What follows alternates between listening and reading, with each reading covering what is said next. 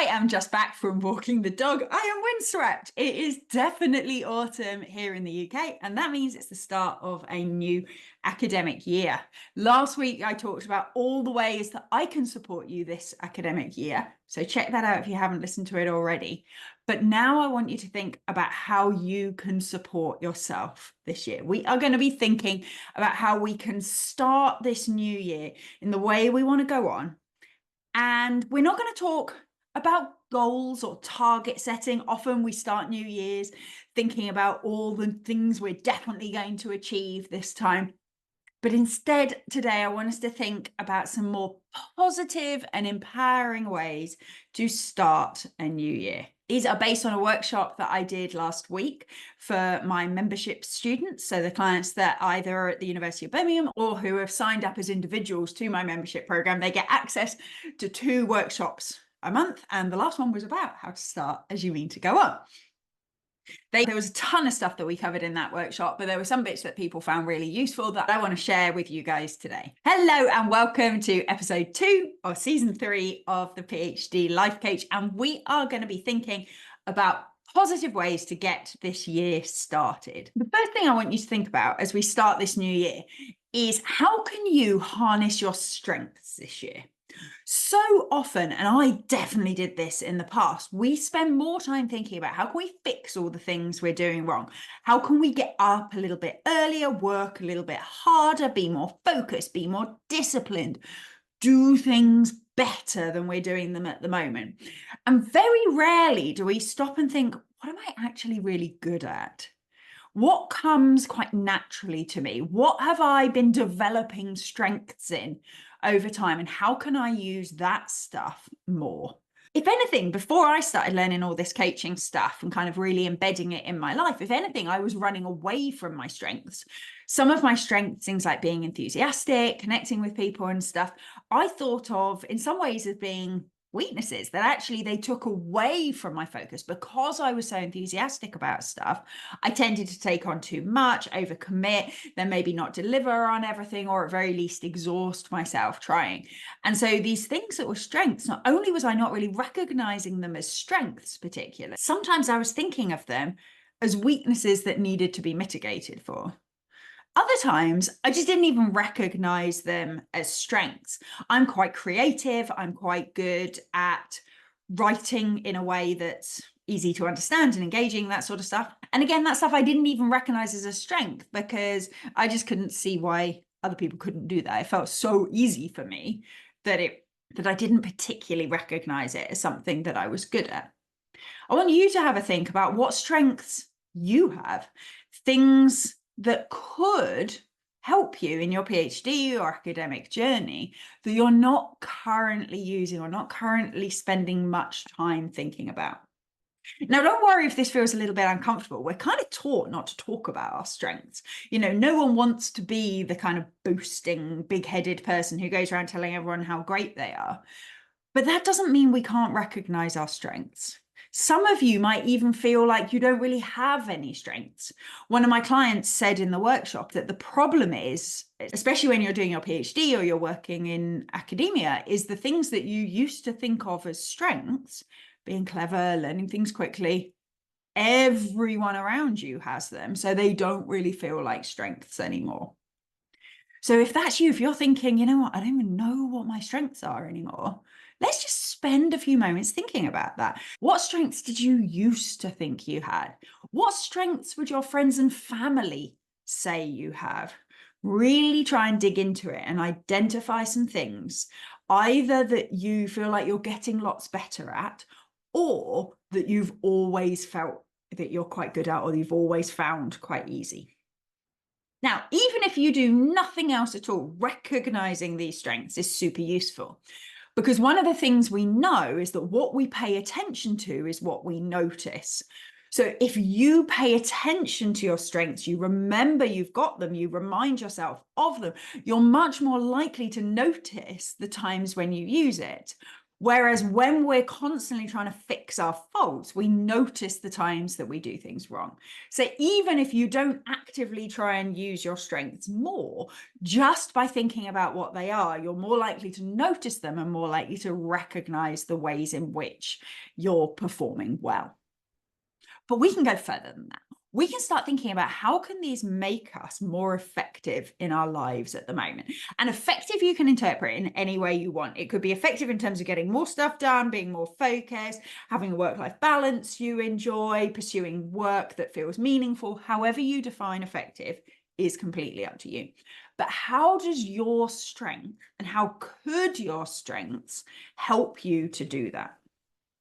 So for example, for me, I know natural enthusiasm is one of my real strengths. It comes across when I'm teaching, it comes across when I'm coaching, and it keeps me motivated to do lots of different things. Now, I've mentioned it can be a weakness if I let it go kind of unbridled and I just get distracted by lots of things. But when focused, what it can do is it can really remind me why what I'm doing is important and really encourage me to take my ideas through to fruition. I was so enthusiastic about getting this membership site up and running for all of my members and all my potential new members like you guys, and for getting my online self-paced courses all up and online. And my enthusiasm for that really drove me through what was a very busy time getting all the content ready for that. It could have felt like quite a trudge. It was a huge amount of work. But because I was enthusiastic about the topic, I was enthusiastic about how useful it was going to be, I was excited about the idea of you guys using it, then actually it's been really fun. Now, I did have support for it, and I'm going to talk about that in a future episode. I had somebody helping me with the technical side of pulling it all together. But from my side, I was providing all of the content, the shape of it, the structure, the exercises, everything. And harnessing my enthusiasm has really made this feel like a really positive experience and has got it done in a timeline that I, for a while, didn't think was possible. Another strength I try to bring is that I'm creative. I'm quite good at coming up with either analogies or new models that help people understand concepts. And again, I've tried to use that in the materials that I've been designing for you guys so that the things I talk about are memorable, there's a structure for them so you can actually use them, and people seem to really resonate with that. So I've tried to bring my enthusiasm and my creativity to this work that I'm doing at the moment. Think ahead to your term. What are you doing between now and December? What are the kind of tasks that are on the agenda? And how could your strengths help you to achieve those? I would love to know what strengths you've got. So if you want to share them with me, you can find me on Instagram or Twitter. I'm the PhD Life Coach on Instagram and Dr. Vicky Burns on Twitter. Find me there. Tell me what your strengths are. We are such a hugely talented community, and it's amazing to know what strengths we're bringing to the world. The second empowering suggestion I want to make for this year is that we spend some time predicting the future. Now, I went through a whole crystal ball exercise in my workshop. If you're interested to know more about that, it will be available as a self-paced course in the next month or two, depending on how my enthusiasm drives me through. We shall see. So it should be available soon. But essentially, this is about looking ahead and thinking about what's likely to happen and what we want to happen. And I took my students through a process to identify all of those things so that we can then strategize to maximize the things that we want to happen and to mitigate for or prevent the things that we don't want to happen. And we do it with good, like, self-insight. Now, what do I mean by that? I mean, you are probably going to be very similar this academic year than you have been in other academic years. And I hope that doesn't feel like bad news. I used to start every academic year and every calendar year and some terms and some Mondays telling myself that I was going to be different this time. I was going to be new, organized Vicky. I was going to do things on time in a slow and methodical way. I was going to carefully work my way through things. Yeah, that never really happened. There were things where I improved in those directions, but that never happened because I was trying to be someone that I wasn't. When in reality, if we can look non-judgmentally at what we're likely to do this term And then from there, decide what we want to do about that. So I know I'm likely to be enthusiastic. I'm likely to be creative. I'm probably likely to have too many ideas, more ideas than I can implement. I'm probably likely to get behind on some of my routine admin tasks because I do that. It happens. I'm likely to procrastinate a bit. I'm likely to get some work done in a big burst of excitement and creativity. And when I can look at it like that without judgment, just as I know me. I've lived in this body and brain for a really long time now, and I'm pretty good at knowing how I'm likely to show up. Then we can plan for that version of us, not changing ourselves into somebody completely different. The world doesn't need you to do that. The world needs you to show up as the best version of you. So then I can start thinking, okay, how can I support myself to use my strengths, like we just talked about, but also how can I support myself so that the other ways I'm likely to show up, I'm likely to procrastinate, I'm likely to overcommit, I'm likely to get behind on admin tasks, how I can mitigate for those things. Now, I mentioned that I got some support pulling together the membership site. Part of that was me mitigating for those things. It's much harder to procrastinate when you've got somebody who's expecting content from you. It's much easier not to get behind on admin tasks if you've got somebody doing some of those basic admin tasks for you. So that was me mitigating for some of the things that I knew I was likely to show up as. And that wasn't straightforward for me. I had to pay for that. And I had to manage my mind about the fact that there was part of my brain that was going, we could just do this. We don't have to spend that money. We're perfectly capable. If we just put our mind to it, we could do this ourselves. And the reason I dissuaded that part of my brain was because I knew that with all my good intentions and all my enthusiasm, technically I could do all those things, but I would probably be battling some of these ways that I was likely to show up. Now, I know for a lot of you, delegation is often not an option. There's not somebody that you can just pay to do things for you. So instead, we get to think about other ways that you can mitigate ways that you're likely to show up. So for me, I'm likely to get behind on admin tasks. And one of the things I do to support that is I try and make it as simple as possible to do the admin tasks I need to do. So where I have a clear system, so when I take on new clients, I have an invoicing system, for example, although that's going to go in my new fancy membership site soon. But at the moment, I have an old-fashioned invoicing system. Because it's very clear, because it's very step-by-step, I'm perfectly on top of all that. I haven't set up my expenses system anywhere near as well, and I'm not so on top of that. So one of the things I know I need to do this year is set up my expenses system so that it's much easier for me, someone who doesn't particularly like admin, is good at it when I do it, but doesn't particularly like it and puts it off and finds it boring and things. I need to make it easier for myself to do those things. Okay, so how can you think about the way that you're likely to show up this year and think about how you can maximize the ways you're likely to show up that you want and mitigate for ways that you're likely to show up that you don't want to? The final thing I wanted to talk about today is modifying your environment. Now, usually those of you who've been with me for a while will know that I often coach around the self-coaching model.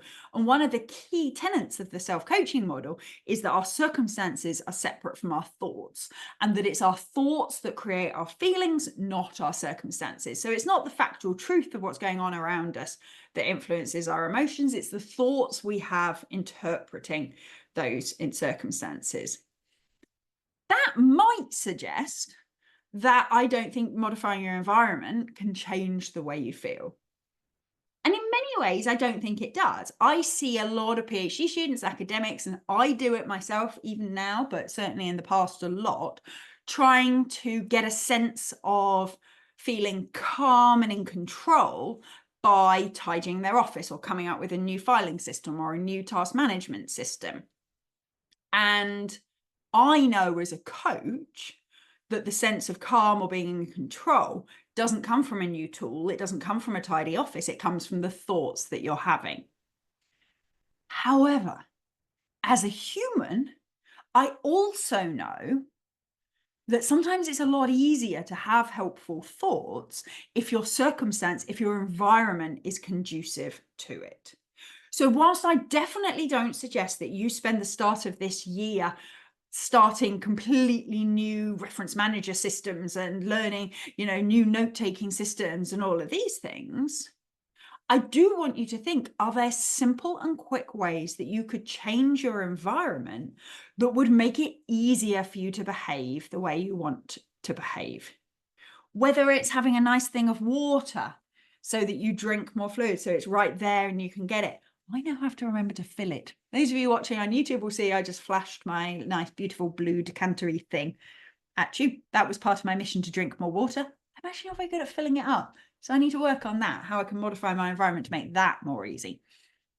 But how could you change your environment to make it easier? Is there a way to make it easier to find the documents that you need to write, to always know where you're going to start writing? I'm a big fan of the thing where you write at the end of your piece of writing exactly what you need to write next, so that when you come to it, you know exactly what you're doing. What could you change in the place that you work to make it feel more comfortable? Do you get cold and go off because you're cold? Do you need to keep a blanket in there?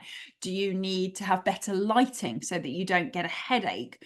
Do you need to arrange to meet with friends so that you get work done sort of in some company? What can you modify about your environment that will make it easier for you to use your strengths and harder for you to sort of succumb to the things that you find more challenging?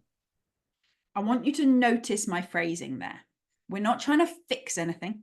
We're not trying to stop ourselves doing anything.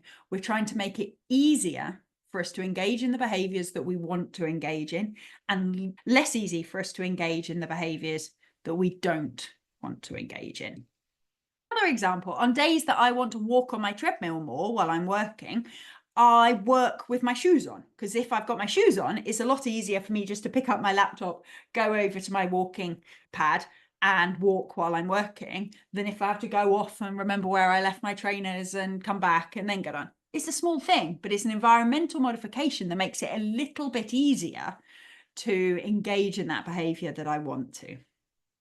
For some of you, it might be choosing to work away from home, choosing to work in the library, choosing to work in a coffee shop, or it's about finding a place that's actually a dedicated little work spot for you at home, even if that's only a small zone in the corner of another room.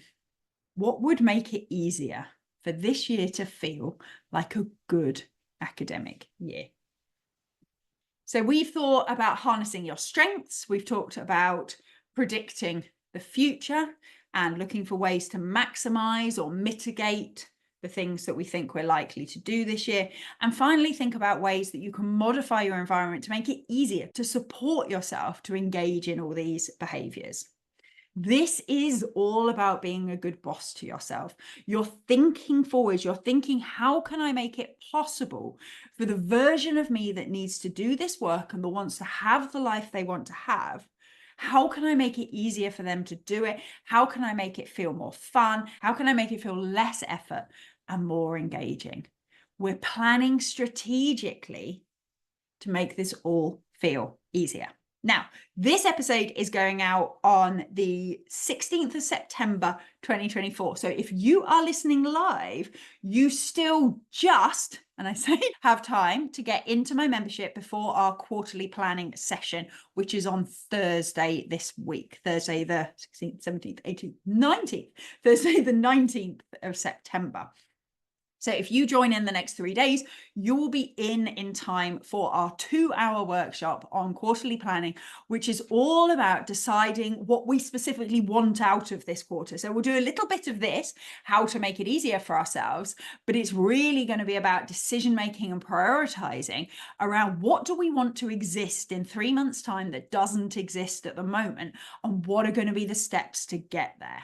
Importantly, we're not just going to set goals, we're going to think about what do we need to think and what do we need to feel in order to take the actions that we need to take to achieve those goals. And it's that holistic approach that is what is going to make this session different from any planning session that you've been to before.